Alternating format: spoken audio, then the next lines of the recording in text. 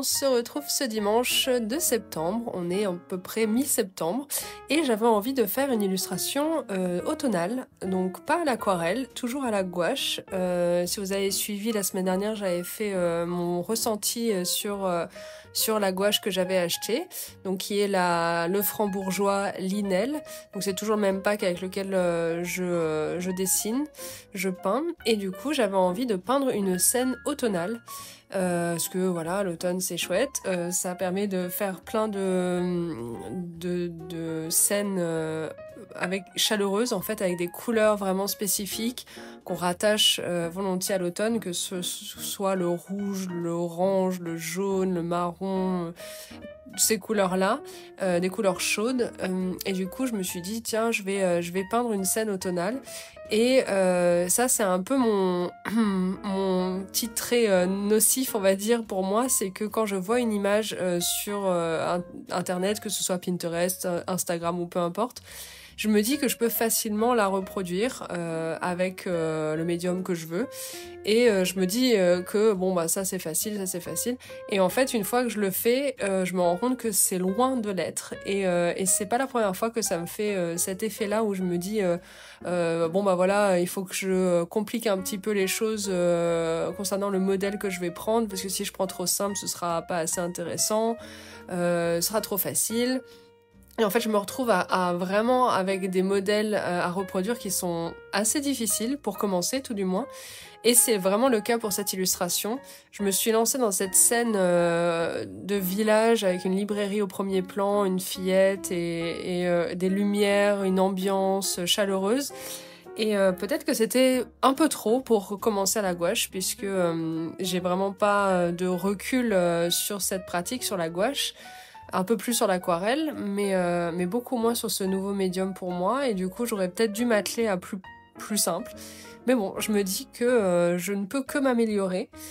Alors c'est pas catastrophique, mais il y a eu des moments où j'ai failli abandonner en me disant mais franchement je suis en train de faire une croûte. Ça a duré 3 jours, hein. Cette semaine je m'y suis attelée pendant 3 jours, alors pas 3 jours pleins, je m'y suis mise quand même pendant des tranches d'heures, genre 2 ou 3 heures d'affilée à chaque fois. Et à chaque fois je voulais m'arrêter parce que c'était quand même assez fatigant et frustrant. Et je me suis dit non, il faut quand même que je continue, ce serait dommage de perdre ce travail et puis toute cette peinture. Je peux encore sauver les meubles. D'autant plus que la gouache, on peut revenir par-dessus. Donc tout ce que j'ai fait qui n'était pas terrible, je pouvais revenir sur mes erreurs. Donc c'est ce que je me suis attelée à faire, et je me suis vraiment posé la question cette semaine si je sortais ou pas une vidéo, parce que je suis pas très fière du résultat. C'est pas horrible encore une fois, mais on sent à travers les étapes de cette vidéo que j'ai voulu tester des choses. Bah, c'est très bien après, hein. Je ne veux rien en faire de ce dessin-là, de cette peinture-là, donc autant que je teste. Mais je trouvais que c'était pas probant à la fin. Je me suis dit quand même qu'il fallait que j'aurais dû m'arrêter avant, j'aurais peut-être dû faire d'autres techniques. Mais bon, écoutez, c'est pas grave. Et en plus de ça, je me suis dit il faut que je la poste quand même cette vidéo, parce que si ça peut aider des personnes qui voient défiler sur YouTube ou sur Instagram comme moi des vidéos de personnes qui dessinent super bien. Et en général, on ne voit sur YouTube que des vidéos très bien finies avec des dessins magnifiques. Et c'est très bien parce que ça nous inspire, et c'est des tutos, et ça nous montre le pas à pas à suivre et tout. Mais on voit quand même rarement le côté déceptif que peut parfois procurer le travail artistique. En fait, parfois, non, ça n'aboutit pas à quelque chose dont on est fier. Ça nous a fait travailler pendant des heures, travailler entre guillemets, hein. Mais quand même, c'était fatigant, c'est fatigant de se plonger dans ça, de créer de A à Z, et du coup, non, ça n'aboutit pas parfois à quelque chose de joli. En tout cas, parfois c'est juste raté, mais c'est pas grave. Et du coup, je me suis dit, non, je vais la poster quand même, si ça peut aider d'autres personnes à se sentir un peu moins culpabilisées, un peu moins coupables, on va dire, de pas faire aussi bien, de pas faire bien tout le temps. C'est un peu comme, je sais pas si vous allez me rejoindre sur ce sujet, mais les personnes qui montrent leur carnet de croquis, Et en fait, leurs carnets sont beaux. De A à Z, toutes les pages sont belles, tout pourrait être sorti du carnet et vendu individuellement. Et quand même, on les entend souvent dire bah, c'est un travail de recherche, j'aime pas trop, c'est pas très beau. Alors, je respecte, puisque pareil, hein, je suis aussi comme ça, je critique fortement mon travail. Même quand les autres me disent que bah non, ça va, c'est pas horrible. J'ai du mal quand même à verser dans ça, dans le côté je suis fière de moi. Mais je trouve qu'il y a un juste milieu entre montrer quelque chose qui doit être quelque chose de... La carnet de croquis, c'est censé être une pratique libre, où on recherche, on n'est pas obligé d'avoir quelque chose de beau à la fin, que c'est quelque chose de personnel plutôt. On l'ouvre, on dessine dedans, c'est sur le moment. Parfois, il y a des jours où on est bien, parfois, on a des jours où on va pas bien. Et parfois, on a juste besoin d'une feuille de papier, donc d'un carnet, d'une page vierge pour dessiner ce qu'on avait en tête. Et parfois, ça rend pas bien, parfois, c'est pas joli, parfois, c'est de l'expérimentation. C'est ça aussi, hein, les carnets. Et du coup, normalement, un vrai carnet de croquis, c'est censé être un travail de recherche et du coup un travail où on n'est pas toujours, c'est pas toujours beau. Et toutes les vidéos que j'ai regardées moi, et j'en ai regardé quand même pas mal parce que j'aime bien quand même voir ça, toutes les vidéos de carnet de croquis, de on feuillete mon carnet ensemble de A à Z, je les finis, j'en finis 3 par an, voilà. Et en général c'est super beau. Et je me sens moi assez nulle quand je regarde ça. Alors je ne demande pas à ces personnes de dessiner moins bien, pas du tout. C'est juste que j'aimerais bien qu'on remette un peu le côté là c'est pas fini, là c'est pas beau, mais c'est pas grave parce que c'est de la recherche, parce que on n'est pas censé dessiner sur des feuilles libres comme je fais ou sur des carnets en se disant qu'après coup on fera une vidéo YouTube qui fera des vues parce que c'est super joli. Du coup, ça peut être bien aussi de déculpabiliser les personnes qui, elles, se jugent très fort sur ce qu'elles font parce qu'elles se disent que pourquoi les autres y arrivent et pas moi. Tout simplement parce qu'en fait on le montre jamais quand c'est pas joli. Quand on n'est pas fier de nous, on le montre pas. Et je trouve ça un peu dommage, j'aimerais bien que ça revienne. Je crois me souvenir qu'il y avait un moment où j'en avais vu quand même des vidéos un petit peu, une ou deux, qui disaient que arrêtons de faire de montrer que ce qui est joli en fait, de montrer que le travail dont on est fier. Montrons aussi les vieilles croûtes, montrons aussi les dessins dégueux, qu'on n'est pas fier. Alors en disant ça, et j'en suis consciente, le dessin que vous voyez à l'écran, c'est pas une œuvre d'art, c'est pas un truc super joli. Par contre, c'est pas dégueu non plus, j'en suis consciente.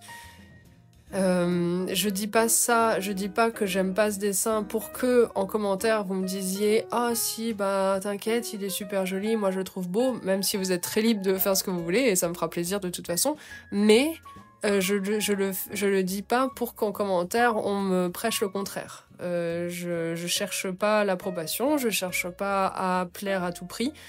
En connaissance de cause, je le montre. Vous en pensez ce que vous voulez. D'ailleurs, sur la miniature, il est assez bien représenté.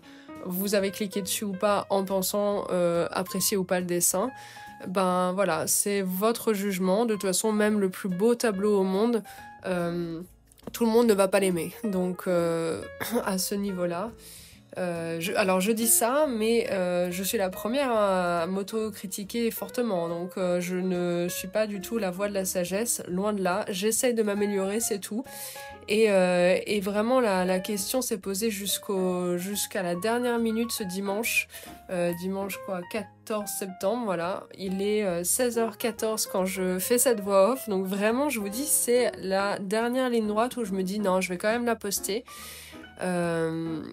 Et on verra bien ce que ça peut évoquer, les retours que vous me faites et à quel moment ça a pêché. Donc là, on en est encore à la première journée, celle où j'ai commencé l'illustration. Comme toujours, j'ai plutôt bien aimé le croquis que vous avez vu au tout début, la partie crayonnée. Et ensuite, j'ai fait un aplat de couleurs orangées. Sauf qu'il n'était pas assez transparent peut-être. Donc ça, c'est une des choses dont je vous avais parlé la semaine dernière et que j'aurais dû suivre parce que dans cette vidéo, dans cette progression de cette peinture, il y a plusieurs choses qui ne vont pas, que j'ai vu avec le recul quand j'ai fait le montage et même dont je me suis rendu compte en la faisant. Il y a plusieurs choses que j'aurais dû faire dans tel ordre et que je n'ai pas fait. Voilà. Notamment donc le fond, normalement quand on travaille à la gouache, la première étape, le premier coup de pinceau qu'on doit faire, c'est un lavis entier de la feuille dans une couleur très diluée, qu'on appelle un peu la texture du thé. Vous savez, en gouache, on parle de texture avec, il y en a 5 ou 6 je crois. On commence avec le thé, ensuite c'est le café, ensuite c'est la crème, ensuite le beurre. Je crois qu'il y en avait un autre au milieu, le lait je crois. Donc c'est thé, café, lait, crème et beurre. Et en fait c'est pour montrer les différents stades de dilution des pigments de la peinture. Et du coup, plus on va sur le thé, plus c'est dilué, plus on va sur le côté beurre, moins on ajoute d'eau finalement et plus la texture de la gouache est épaisse. Et donc il faut gérer ça, la dilution, l'ajout d'eau. Pour la première étape, pour le fond, il faut avoir une texture qui est proche de celle du thé, donc très très diluée, pour faire comme à l'aquarelle finalement un grand aplat, un grand lavis d'une couleur, ce qui va permettre de donner une tonalité à l'illustration et de faire ressortir également tous les autres éléments qu'on va mettre par-dessus. Préparer également la feuille, puisque la gouache... Pardon, comme d'habitude j'ai un chat dans la gorge quand j'enregistre, c'est dingue. Comparé à l'aquarelle, elle, les pigments et l'eau va rentrer dans la feuille, la gouache, elle, ça va rester en surface. Donc ça va quand même préparer le papier de mettre une première couche de gouache sur la feuille.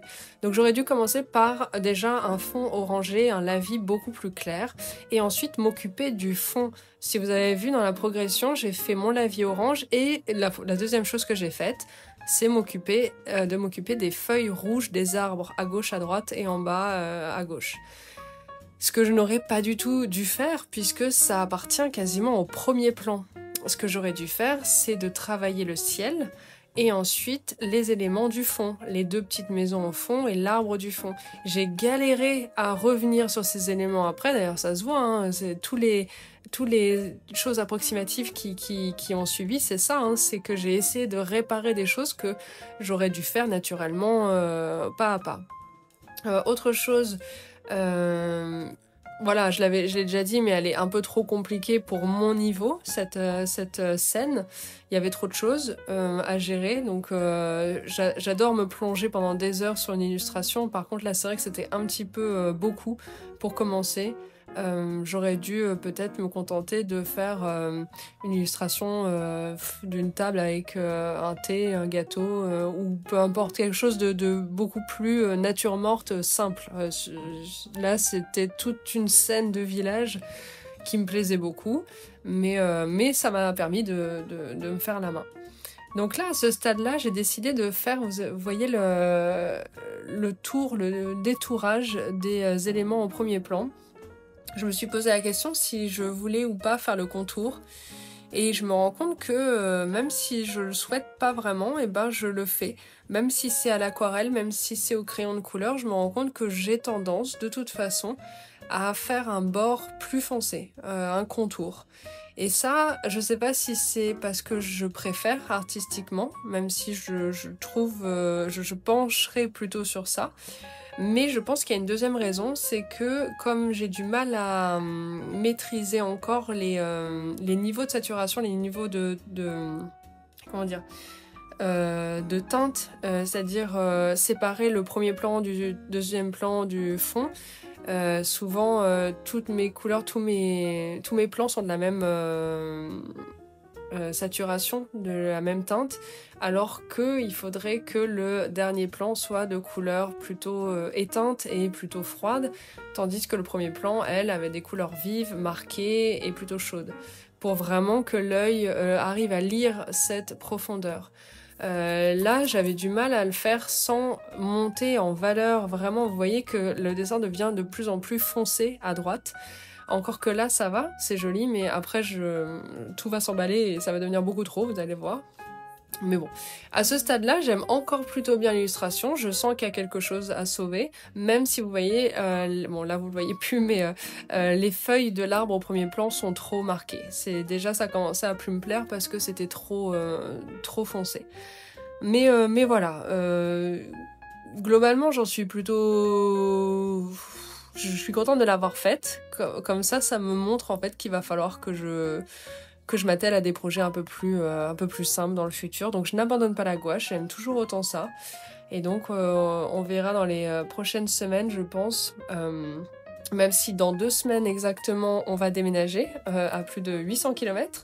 Donc peut-être que il y aura des vidéos qui vont manquer à l'appel, mais j'abandonne pas. J'ai très envie de m'acheter de nouvelles teintes de gouache, notamment le jaune. J'ai trouvé que dans ce pack, le jaune primaire n'était pas du tout opaque. Dites-moi si vous l'avez testé. Il faut vraiment que j'en achète un nouveau parce que j'ai galéré avec ce jaune. Franchement, ça se sent. Je trouve que mes oranges sont pas très beaux. Et du coup, voilà, il va falloir que j'investisse dans des nouveaux tubes et en acheter à l'unité pour compléter mon petit pack de départ. Donc c'est bientôt la fin et le reveal de l'illustration finale et vous allez voir, j'ai pas filmé tout ce que j'ai fait après, mais je me suis vraiment excitée. J'ai rajouté du crayon de couleur, du Posca, en veux-tu en voilà, j'ai foncé les bords, j'ai mis des effets de lumière qui sortaient des fenêtres. C'est beaucoup, c'est beaucoup. Bon, écoutez, c'est pas grave. Après, dans la vidéo, maintenant, pour la postérité, on verra cette version-là de l'illustration que je préfère. Mais je vous ai gardé quand même le reveal final. Voilà. C'est trop dark. On perd en fait le côté un peu chaleureux de l'illustration. Mais qu'est-ce que vous voulez? C'est comme ça, on se refait pas. En tout cas, j'espère que ça vous aura plu quand même. Et nous, on se retrouve peut-être la semaine prochaine. Portez-vous bien. Ciao!